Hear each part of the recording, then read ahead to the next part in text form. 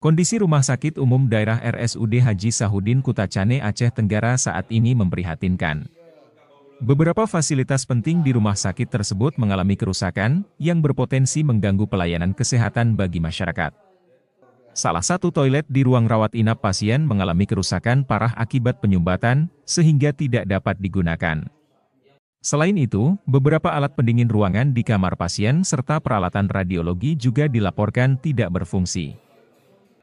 Tak hanya itu, sejumlah jenis obat-obatan di rumah sakit milik pemerintah daerah tersebut juga kosong, mengakibatkan pasien kesulitan mendapatkan pengobatan yang dibutuhkan.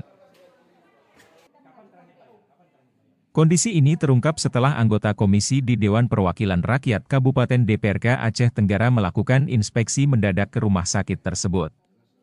Langkah ini diambil setelah viralnya pemberitaan mengenai kelangkaan obat serta buruknya fasilitas di RSUD Haji Sahudin. Ketua Komisi di DPRK Aceh Tenggara, Marwan Husni, menyatakan bahwa sidak ini bertujuan untuk memastikan kebenaran laporan masyarakat terkait kekosongan obat dan kondisi fasilitas di rumah sakit.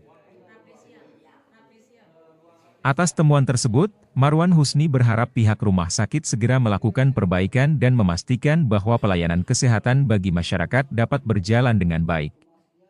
Alhamdulillah kami melaksanakan kunjungan kerja sebagaimana biasa ke mitra kerja kita Komisi D, yang mana beberapa waktu yang lalu rumah sakit umum ini sempat viral gara-gara kejadian obat-obatan oleh itu. Kami dari Komisi D langsung melihat apakah itu benar atau tidak.